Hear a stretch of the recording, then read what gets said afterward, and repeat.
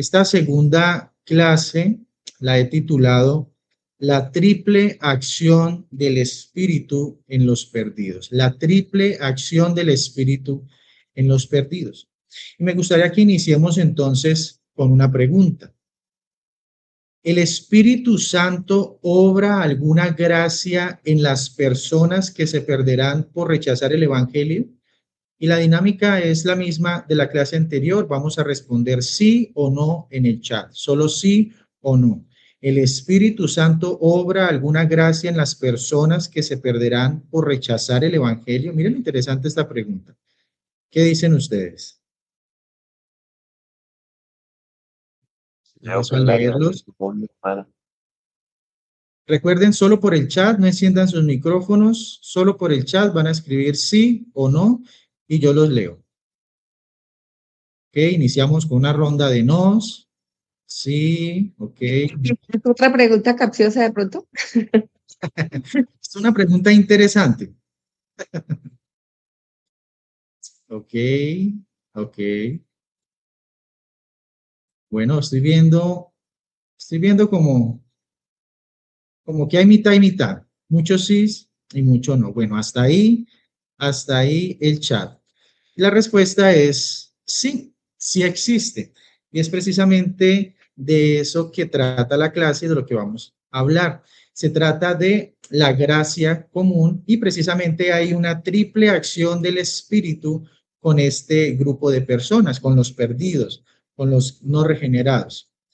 Esta es una de las actividades menos conocidas del Espíritu Santo. Casi no se habla de esto. Es muy raro de pronto escucharlo por ahí. Y qué bueno que tengamos un espacio de estudio como este, el de un instituto, para hablar de estos temas. Casi no se habla, pero es de gran alcance. De hecho, es una de las obras de mayor alcance. Es precisamente la gracia común. ¿Qué es la gracia común? Vamos a verlo. Esta es una enseñanza profunda y práctica en la teología. Esta doctrina nos ayuda a entender por qué existe belleza en el mundo maldito por el pecado, por qué aún hay justicia entre hombres impíos y rebeldes, por qué la ciencia y la tecnología progresan, por qué una madre incrédula puede amar tiernamente a sus hijos, o por qué incluso los enemigos de Dios que blasfeman pueden producir arte, música, descubrimientos científicos, entre otros. Esta gracia es la bondad inmerecida de Dios manifestada universalmente sobre toda la humanidad y sobre toda la creación, por medio de la cual Él restringe el pecado, preserva el orden del mundo y concede bendiciones temporales tanto a creyentes como a incrédulos. Después de la entrada del pecado en el mundo, la humanidad no merecía otra cosa que juicio inmediato. Sin embargo, Dios en su paciencia y benevolencia continúa sosteniendo la creación, restringiendo el mal y concediendo innumerables bendiciones incluso a quienes viven en rebelión contra Dios. ¿Por qué esta gracia es común? Quiero que un hermano lea el texto que está en su pantalla y voy a asignar a la hermana Lina. Hermana Lina, ¿me escucha? Sí. ¿Puede leer, por favor, el texto en tu pantalla? Buenas noches. Buenas noches. Se llama común porque no es exclusiva de los elegidos, sino que alcanza universalmente a todos los hombres, y se llama gracia porque todo bien recibido por criaturas caídas es completamente inmerecido y es un regalo. Así es, muchas gracias. Dice el teólogo sistemático Louis Berkhoff lo siguiente: la gracia común es aquella operación general del Espíritu Santo por medio de la cual, sin renovar el corazón, mucha atención a esto, sin renovar el corazón, ejerce tal influencia moral sobre el hombre que el pecado es restringido, el orden social promovido y la justicia civil mantenida. Nuestro Señor Jesucristo enseñó también esto en el Evangelio de Mateo capítulo 5, versículo 45. Esta vez le voy a pedir al hermano Alejandro González. ¿Puede leer el texto Mateo 5:45, por favor? Amén, sí, Señor. Para que seáis hijos de vuestro Padre que está en los cielos, que hace salir su sol sobre malos y buenos, y que hace llover sobre justos e injustos. Bien, muchas gracias, hermano. Este texto nos muestra que Dios manifiesta su bondad incluso hacia quienes no le aman. El sol no brilla únicamente sobre los creyentes, ni la lluvia cae solamente sobre los redimidos. Dios alimenta, sostiene y preserva incluso a quienes blasfeman contra su nombre. Cada cosecha, cada respiración, cada día de vida son expresiones precisamente de la paciencia de nuestro Señor. Ahora, otra pregunta. ¿La gracia común salva? ¿Qué dicen ustedes? De nuevo en el chat solamente voy a ver sí y no. ¿La gracia común salva? No, no, no.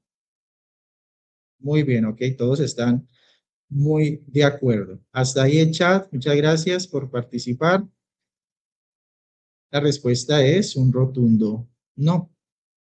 Aunque la gracia común es una expresión real de la bondad de Dios, esta gracia no tiene poder salvador, no alcanza para salvar. Esto es muy importante porque muchas veces las personas confunden la gracia, que es una bondad temporal de Dios, con la gracia que produce salvación eterna. La gracia común puede preservar al hombre, pero no puede regenerar.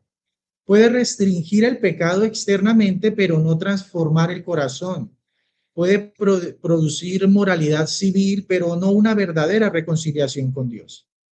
La Biblia enseña claramente que la salvación pertenece únicamente a la gracia especial o gracia salvadora de Dios en Jesucristo. El hombre natural, es decir, el hombre incrédulo, aunque reciba innumerables bendiciones temporales, él permanece espiritualmente muerto mientras no nazca de nuevo. Miren lo que dice Efesios 2:1. Voy a pedirle ahora a la hermana Ana Milena, ¿me escucha? ¿Puede leer el texto Efesios 2:1, por favor? Sí, Señor. Gracias. Y Él os dio vida a vosotros cuando estabais muertos en vuestros delitos y pecados. Amén, muchas gracias. Con esto podemos entender que el problema central del hombre no es simplemente moral o social, sino que es espiritual. El pecador está muerto en pecado y necesita una obra sobrenatural de regeneración realizada por el Espíritu Santo. La gracia común jamás va a producir esa regeneración en el hombre. Sin embargo, el problema va más allá. Miremos de qué se trata el problema. Pero antes les tengo un jueguito de letras. Tienen en su pantalla unas letras en desorden de una palabra. Aquí no quiero que lo hagan en el chat, sino que el primero que encuentre la palabra correcta, abra su micrófono y la diga. Réprobo. Reprobo. Muy bien, eso fue muy rápido. Así es, la palabra es réprobo. Y es el término que se ha utilizado por años para llamar al incrédulo o a la persona que rechaza el evangelio de Cristo. Y es muy importante porque es en esta clase que el réprobo es protagonista. Hablemos del problema. Si queremos comprender mejor la obra del Espíritu Santo en la gracia común, es necesario un poco de contexto. Necesitamos ver por qué la gracia común se hizo necesaria en primer lugar. Vayamos hasta la creación. Cuando el Espíritu Santo hizo al hombre, lo hizo perfecto. Inspiró en él el aliento de vida y el hombre se convirtió en un alma viviente hecha a imagen del Creador. Como se trataba del Espíritu Santo, este dotó al hombre de santidad, justicia y conocimiento. Para entonces no había maldad en el hombre. Pero ¿qué sucedió? La caída. Después de que Adán cayó y con él todo el género humano, el hombre cayó también de su estado original de justicia moral. Es decir, ya no era bueno. Su naturaleza se volvió depravada. La Biblia nos dice que la naturaleza del hombre se corrompió por completo. No fue una parte nomás. No fue solo la mente o el corazón, todo se corrompió. Eso significa que el hombre está completamente inclinado hacia el mal y no hacia ningún bien espiritual. Miren lo que pasó solo 6 capítulos después de la creación. Voy a pedirle a un hermano que lo lea.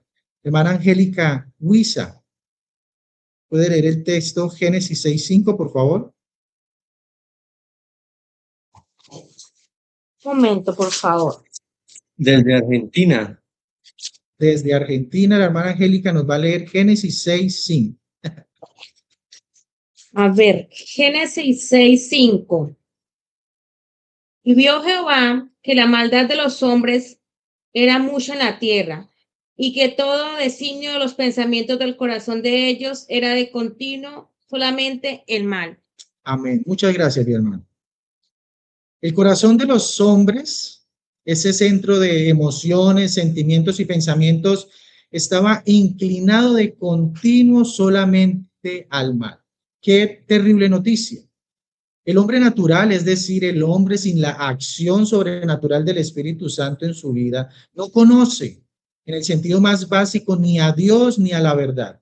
Está totalmente ciego a esto. Aunque parece entender muchas cosas, no entiende nada verdaderamente porque no relaciona nada con el Dios que creó absolutamente todas las cosas.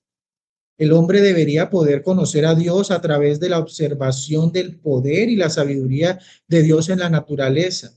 Al ver al cielo estrellado, el sol y la luna, los insectos, las aves. Pero el hombre natural oculta esta información. Es como si la obstruyera, como si la enterrara para no verla. Romanos 1:18 dice: porque la ira de Dios se revela desde el cielo contra toda impiedad e injusticia de los hombres que detienen con injusticia la verdad. Y Primera de Corintios 2:14-15 dice, Primera de Corintios 2:14-15, para los que están tomando apuntes. Pero el hombre natural no percibe las cosas que son del Espíritu de Dios, porque para él son locura, no las puede entender, porque se han de discernir espiritualmente. En cambio, el espiritual juzga todas las cosas, pero él no es juzgado de nada. La Biblia es clara. El hombre natural no percibe las cosas que son del Espíritu de Dios porque para él son locura y no las puede entender porque es necesaria la obra salvífica del Espíritu Santo en él.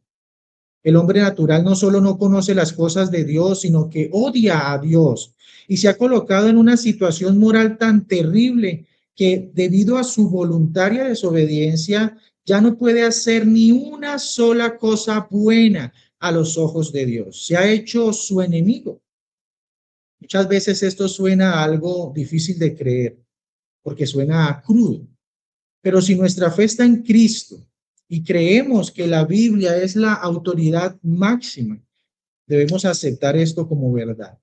El hombre natural no puede hacer ni una sola cosa buena que sea agradable a los ojos de Dios. Miremos unos textos.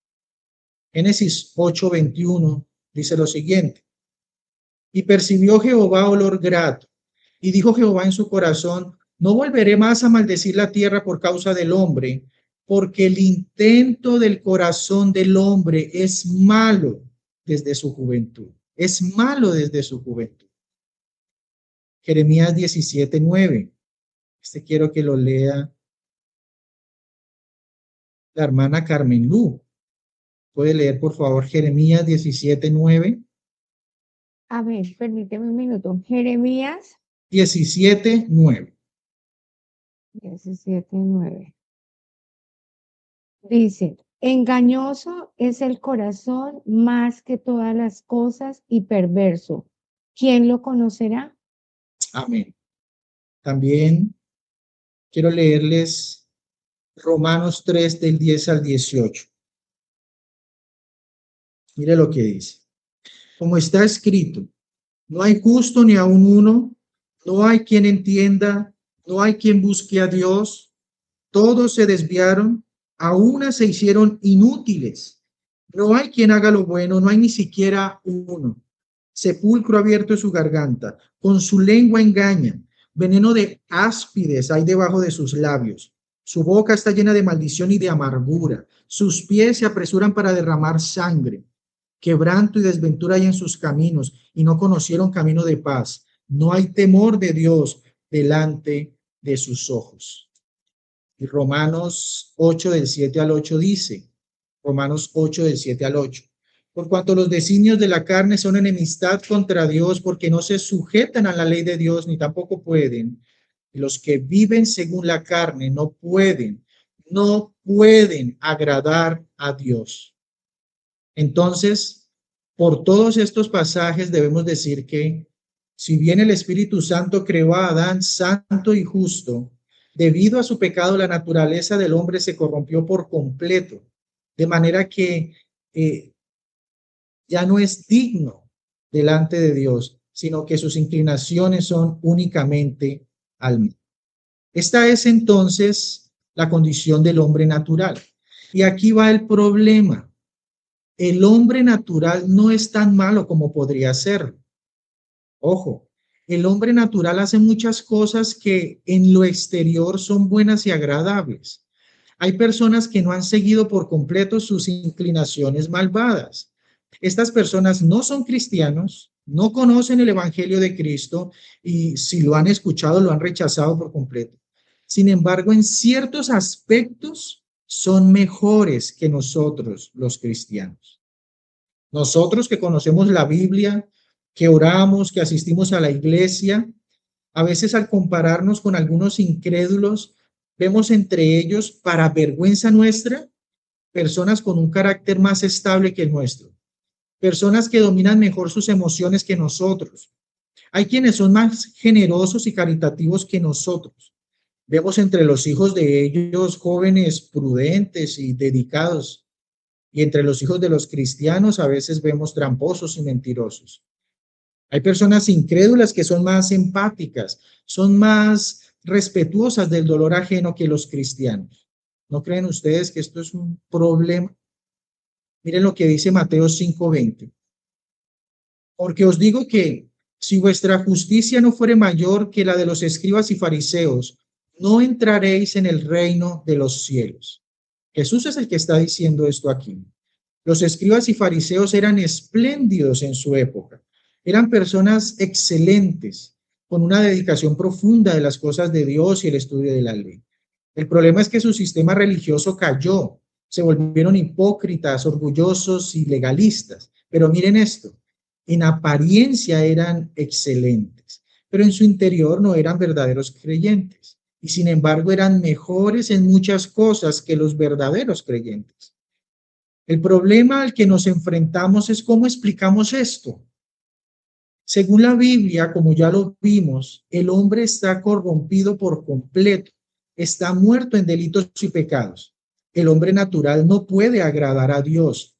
Entonces, ¿por qué hay entre ellos personas tan excelentes? ¿Acaso la Biblia miente? ¿Acaso ellos no son tan malos como decimos? Esto ha llevado a personas incluso a pensar que el hombre en realidad no es tan malo como dice la Biblia. Dicen que el hombre es interiormente bueno y no tan malo, que el hombre es como una piedra que se ve áspera y sucia, pero que al quebrarse en realidad es una piedra preciosa por dentro. Entonces el hombre por fuera parece malo, pero por dentro en realidad es bueno. Pero esto es falso. Va en contra de las escrituras y de la experiencia también. El hombre está perdido hasta la médula. Está perdido para siempre. Parece hermoso por fuera, pero por dentro está corrompido. La verdad más bien es que es como una hermosa manzana roja que se ve exquisita por fuera, pero por dentro está podrida. Esto también lo vemos en la historia.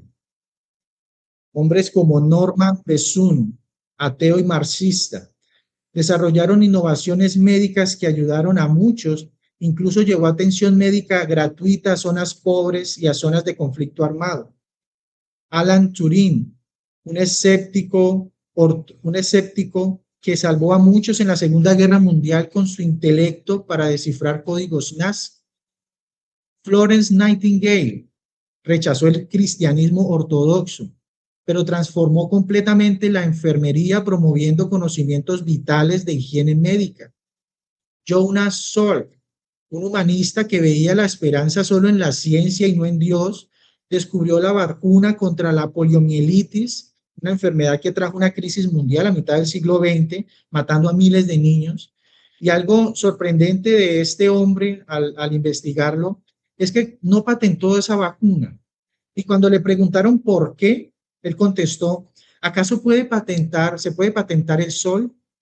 Dando a entender que este descubrimiento que él había hecho no era para la humanidad, perdón, y no para enriquecer a nadie. Entonces, ¿cómo es posible que personas como estas, que no son creyentes y con los antecedentes que vemos en las escrituras, puedan hacer tanto bien? Vamos a mirar la solución a este problema. La respuesta que la Biblia da a este problema es que el Espíritu Santo actúa en la vida de los no cristianos de una forma especial. No actúa de forma salvadora. No se trata de un acto de regeneración ni de un acto de santificación, pero sí actúa de cierto modo en aquellos que son réprobos, que no son elegidos. Y a esto es lo que se le llama gracia común. Por favor, hermano Javier Orlando, ¿puede leer la cita de Charles Hodge en la pantalla? Buenos días, hermanos. Gracias. Buenas noches, perdón.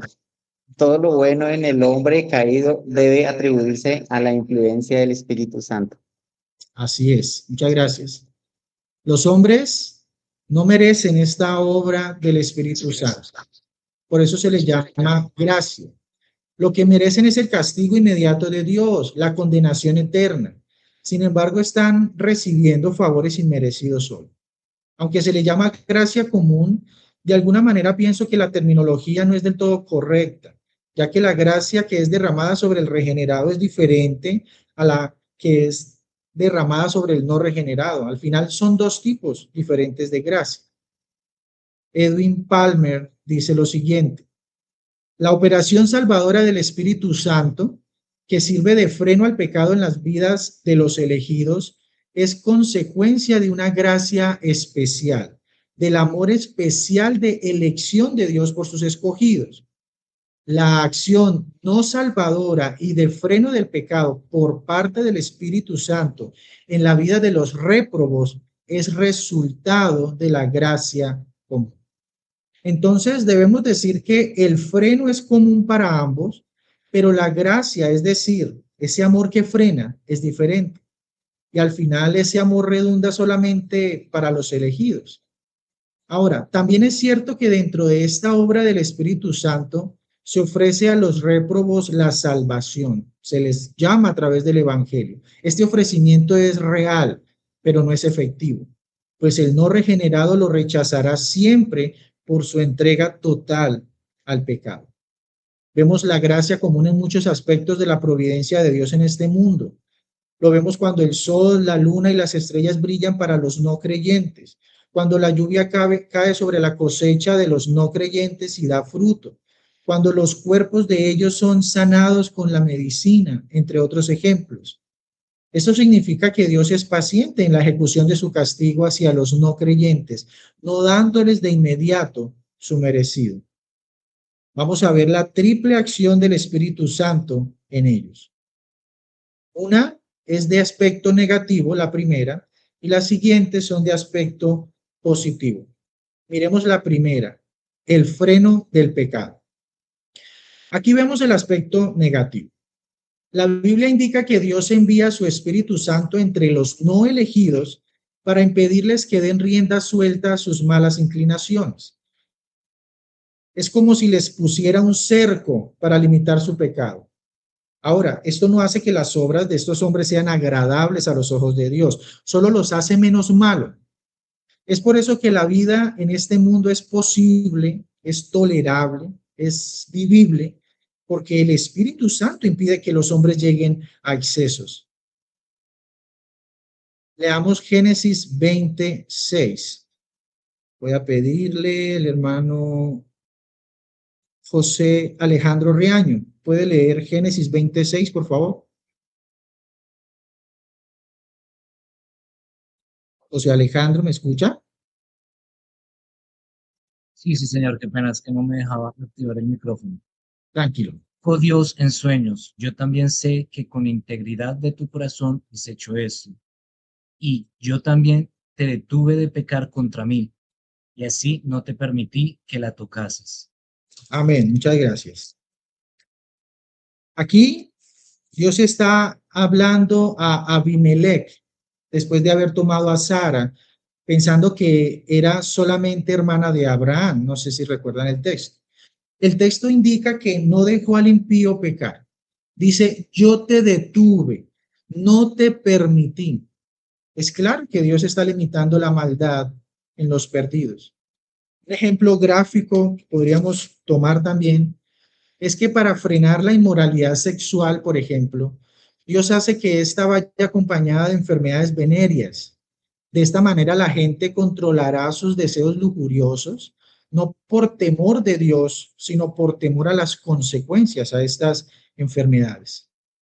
El teólogo neerlandés German Babin dijo lo siguiente, por favor, John Torres, ¿está ahí? ¿Puede leer la cita? Buenas noches, sí, señor. La gracia común detiene el pecado, la gracia especial lo conquista. Muy bien, muchas gracias. Es importante tener en cuenta que este freno del mal en el impío es una acción directa del Espíritu Santo en el alma de las personas, no de una forma salvadora, pero sí de tal manera que las personas se ven frenadas de desobedecer la ley de Dios. Debemos agradecer a Dios por esto, porque si no hiciera esta obra, la vida en la tierra sería terrible, sería intolerable, habría violencia desmedida, robos, asesinatos y excesos por todos lados. Sería invivible, sería un horrendo caos. Si así nomás se sufre gran espectáculo de violencia y sufrimiento por causa de las acciones de los malvados, imagínense cómo sería si el Espíritu Santo dejara de frenarlos a todos. Así que una de las acciones más estupendas y necesarias del Espíritu Santo hoy entre los réprobos es frenarles su pecado para hacer esta vida para nosotros vivible. Miremos la segunda acción del Espíritu, el estímulo para el bien. Esta es una acción positiva.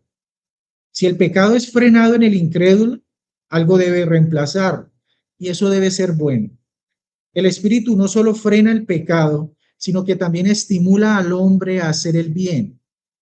A pesar de su naturaleza totalmente corrupta, por la gracia del Espíritu Santo, el no regenerado hace cosas que son externamente agradables.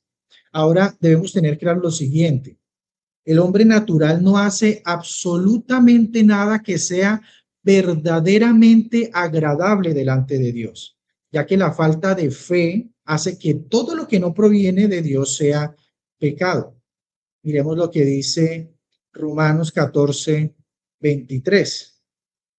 Hermano Luis Humberto. ¿Está ahí, hermano Luis Humberto? Sí, señor.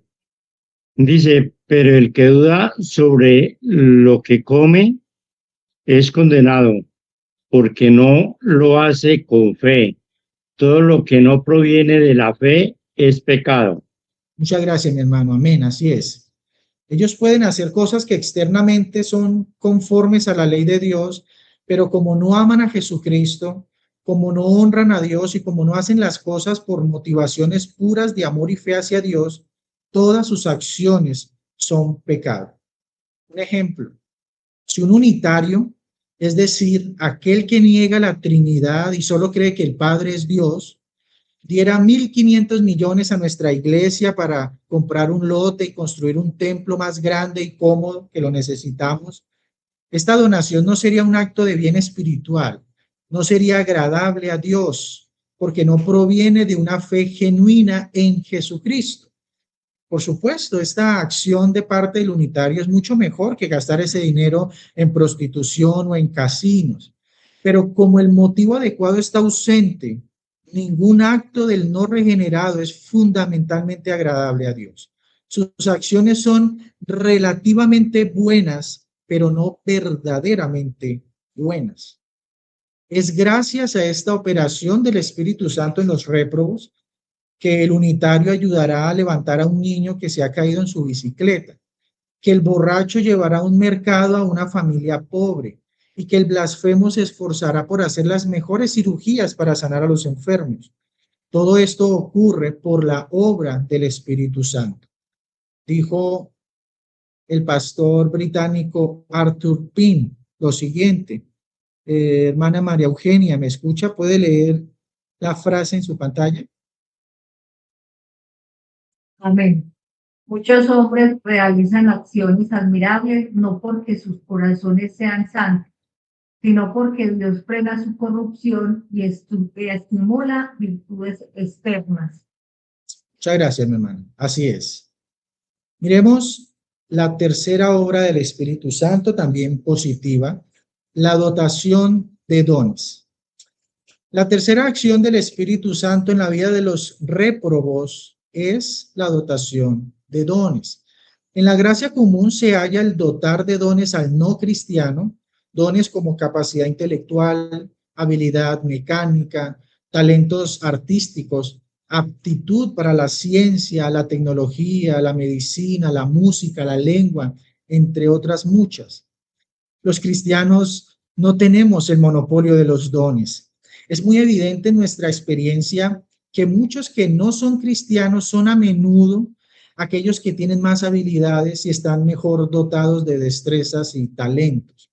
Esta es una obra del Espíritu Santo, aquel que comunica aliento de vida, quien da origen al alma, a la mente y por lo tanto a las facultades intelectuales y emocionales. Él es quien da la capacidad al hombre para que tenga logros en la explotación de los dones en el mundo. Y gracias a esta obra del Espíritu es que vemos en la Biblia a personajes como Ciro, rey de Persia, quien era un no creyente y quien Dios usó para derribar el imperio babilónico, para liberar al pueblo judío que estaba oprimido y para reconstruir Jerusalén y el templo. Este es uno de los casos más evidentes, debido a que esta obra de Dios, cumpliendo su propósito con Ciro, fue profetizada 150 años antes del nacimiento de este hombre por medio del profeta Isaías. Eso lo encontramos en Isaías capítulo 45 y voy a leerles de los versículos 1 al 7. Es muy maravillosa esta porción. Dice así: Así dice Jehová a su ungido, a Ciro, al cual tomé yo por su mano derecha para sujetar naciones delante de él y desatar lomos de reyes, para abrir delante de él puertas y las puertas no se cerrarán. Yo iré delante de ti y enderezaré los lugares torcidos, quebrantaré puertas de bronce y cerrojos de hierro haré pedazos, y te daré los tesoros escondidos y los secretos muy guardados, para que sepas que yo soy Jehová, el Dios de Israel, que te pongo nombre. Por amor de mi siervo Jacob y de Israel mi escogido, te llamé por tu nombre, te puse sobrenombre, aunque no me conociste. Me perdí. Yo soy Jehová y ninguno más hay. No hay Dios fuera de mí. Yo te ceñiré, aunque tú no me conociste, vuelve y lo dice, para que se sepa desde el nacimiento del sol y hasta donde se pone, que no hay más que yo Jehová, y ninguno más que yo, que formo la luz y creo las tinieblas, que hago la paz y creo la adversidad. Yo Jehová soy el que hago todo esto. Amén. Este texto es impresionante. Dios declara con firmeza que es soberano y que puede libertar naciones por mano de un hombre que no le conoce, es decir, que no tiene ni tendrá una relación con Dios, un no creyente. Entonces, el Espíritu dota de capacidad militar, de estrategia y de habilidad mental a este hombre para lograr el propósito de Dios y, sin embargo, perderse por la eternidad. Mira lo que dice el pastor neerlandés Wilhelmus Abrekke. Voy a pedirle a la hermana Margaret que lea por favor esta frase. ¿Estás ahí? Enciende el micrófono. Margaret, Caroline o yo. ¿Yo? Nada humilla más al creyente que ver cuánto bien externo puede hacer un incrédulo mientras él descuida los medios de gracia. Así es. Es por esta obra del Espíritu que personajes de la historia como Aristóteles, con su vasto conocimiento, sistematizó la lógica formal. Alejandro Magno conquistó uno de los imperios más grandes del mundo antiguo y la expansión del idioma griego koiné, que preparó el contexto cultural para la difusión del evangelio en tiempos del Nuevo Testamento. Es gracias a esto que los griegos lograron la ingeniería y arquitectura más duraderas que conocemos. William Shakespeare pudo escribir obras tan excelentes como Macbeth y Hamlet. Beethoven pudo componer sinfonías exquisitas como la quinta y la novena. Albert Einstein pudo formular la teoría de la relatividad, con la cual se destruyó la idea errada de que el universo era eterno. Eso se pensaba. Esta teoría dio paso a la verdad bíblica de que en realidad tuvo un comienzo. Robert Koch pudo identificar las bacterias causantes de la tuberculosis, el cólera y el antrax y fundó la bacteriología moderna. Todos estos dones fueron dados por el Espíritu Santo. Y todos estos hombres no fueron creyentes de Cristo ni profesantes del cristianismo, y sin embargo con sus habilidades, destrezas e intelecto impactaron el mundo con mucho bien y belleza. Por lo tanto, debemos dar gracias a Dios, porque esa acción triple del Espíritu Santo en la vida de los no creyentes en realidad es misericordia para los cristianos. Es gracias a esta triple acción que el mundo es vivible, ya que al frenar y limitar la maldad de los hombres, podemos descansar un poco de la gran violencia que este mundo albergaría si no tuviera este freno. Es gracias a esta triple acción que hombres impíos son estimulados a hacer el bien en el mundo, a donar a la caridad, a suplir las necesidades de los pobres, afectados y enfermos. Es gracias a esta triple acción que el mundo goza de bella música, maravillosa poesía, descubrimientos vitales de la medicina y la tecnología y conocimientos necesarios de lo vasto de nuestro universo. Esto no solo debe llenarnos de una actitud agradecida a Dios, sino también confrontarnos, pues el saber que hay hombres impíos con mejores facultades, con mejor moralidad y ética que nosotros los cristianos, debe llevarnos al arrepentimiento y a buscar la guía del Espíritu para crecer en las virtudes santas y testificar fielmente de Cristo y su obra en nosotros, y que el mundo pueda ver en nosotros, los cristianos, no solamente grandes dones, sino la mejor vida posible debido a que se vive a la luz de la santidad de Dios. Quiero terminar esta clase con la frase del teólogo Thomas Watson. Y quiero pedirle el favor a la hermana Paola Hernández, si puede leerla, por favor. No debemos maravillarnos de que los impíos hagan cosas externamente virtuosas. Debemos maravillarnos de que nosotros, teniendo al Espíritu, hagamos tan poco para la gloria de Dios. Para vergüenza nuestra. Mis hermanos, qué gran verdad la que hemos aprendido esta noche. ¿Y cuánto tenemos por delante para orar y para hacer? Con esto hemos concluido la segunda clase complementaria del curso Andando por el Espíritu y me gustaría escucharlos un poco acerca de esta clase. ¿Sabían todo esto acerca de la obra del Espíritu en los no impíos? ¿Lo habían escuchado alguna vez? ¿Tienen alguna duda? Por favor, alcen la mano, opriman el botón de la manito si quieren participar y yo les concedo la palabra.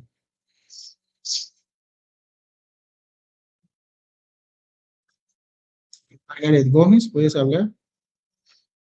Pues realmente sí me parece sorprendente y me parece que nosotros no dimensionamos el nivel en el cual Dios nos ama, porque para brindarnos tanta protección en este mundo, o sea, todo lo que Dios hace en esta triple acción del Espíritu Santo es más que todo por el bien de su iglesia, aunque Él está también obrando en los no perdidos. Él ama demasiado su iglesia y de esta manera como que nos cuida, y hace que todo, como tú decías, sea vivible y sea también disfrutable.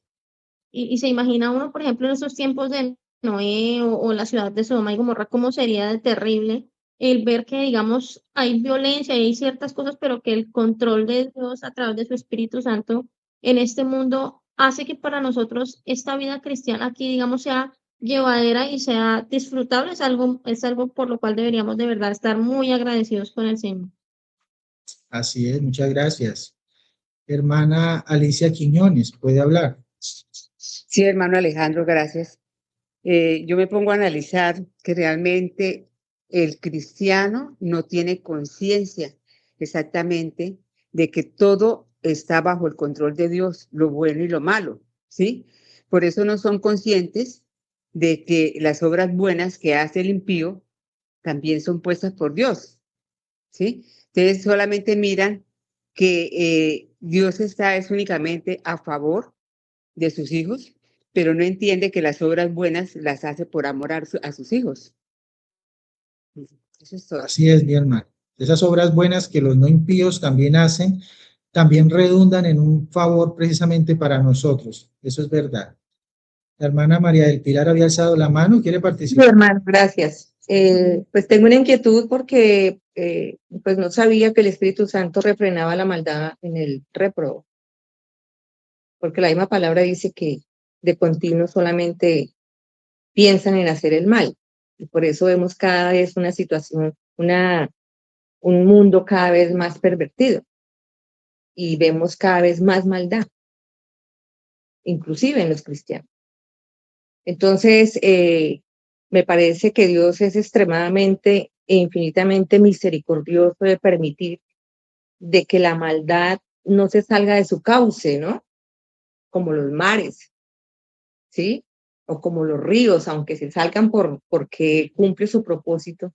Dios siempre tiene un propósito para aquellas personas que aunque no van a participar de la gracia especial, pueden participar de la gracia común, igual que nosotros. Entonces, ver un Dios extremadamente bueno, misericordioso, y que hace y permite que ellos también puedan ejercer obras buenas, aún más buenas que los de un cristiano.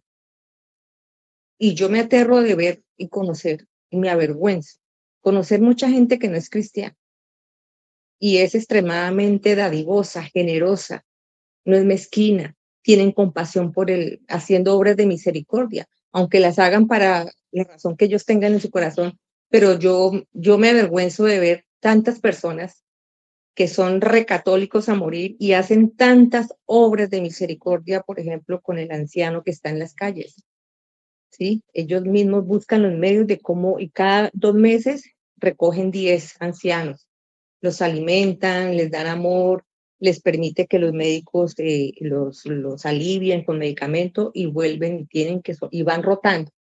Son 4 mujeres amigas mías del mundo, pero desafortunadamente ellas aún no son partícipes de la gracia especial, la cual yo llevé una vez allá y tuve conflicto porque no me lo permitieron. Porque la Biblia enloquecía a los abuelitos, entonces que no, que yo vaya con mi Biblia, pero que acá el curita no sé cuánto viene a traer la Eucaristía cada 8 días, entonces no, Pili, qué pena. Aquí entra sin Biblia. Y eso hizo para mí un choque impresionante y las evité por completo y no volví a participar apoyando esa buena obra. Pero entonces veo yo como ellas que no conocen, que no son nacidas, hacen tan buenas obras, así sea de una forma errónea, no para la gloria del Señor, y yo no lo hago. Entonces eso me sorprende, me avergüenza y le pido perdón a Dios, porque cuánto me falta aprender a tener compasión por el prójimo y amor por el prójimo, aún más sabiendo lo que ya Dios me ha dado a mí, algo tan inmerecido como la salvación de mi alma.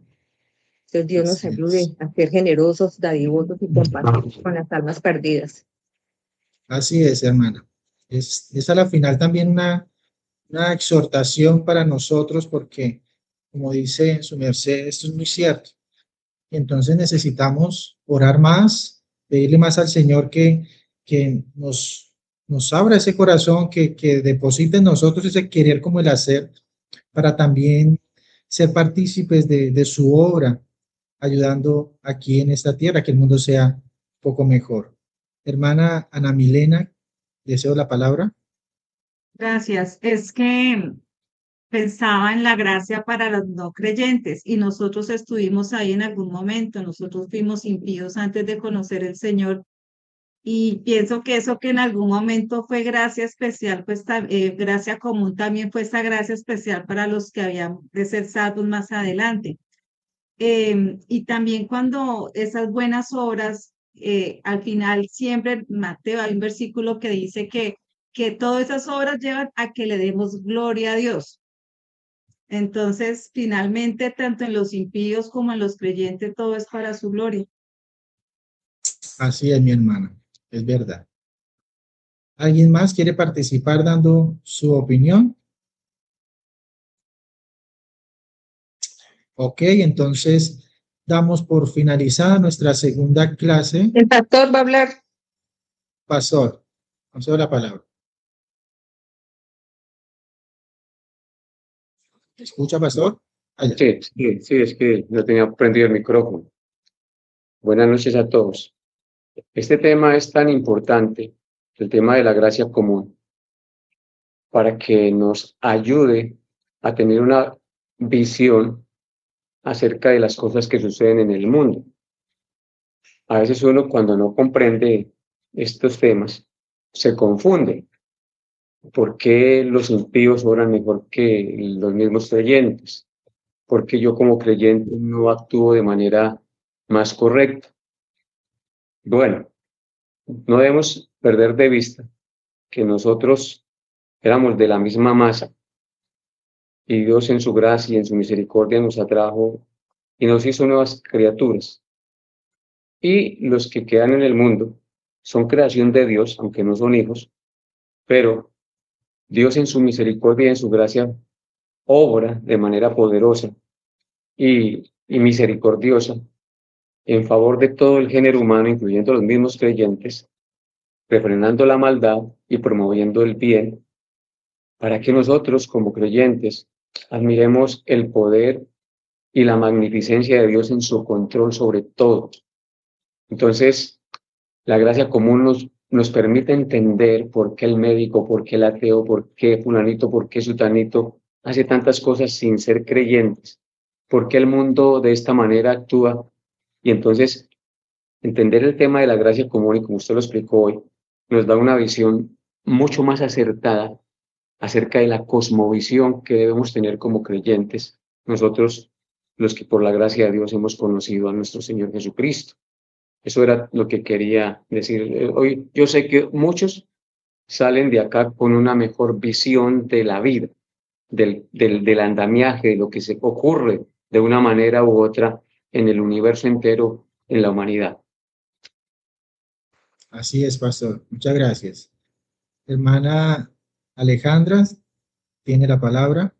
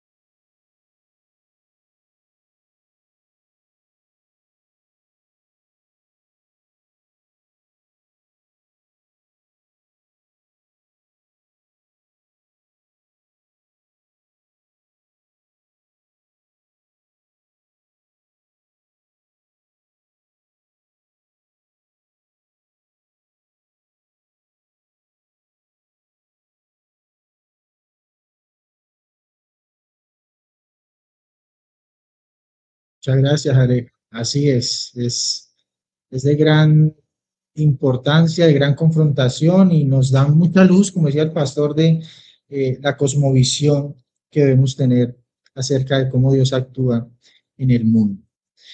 Entonces, damos por terminada esta segunda clase.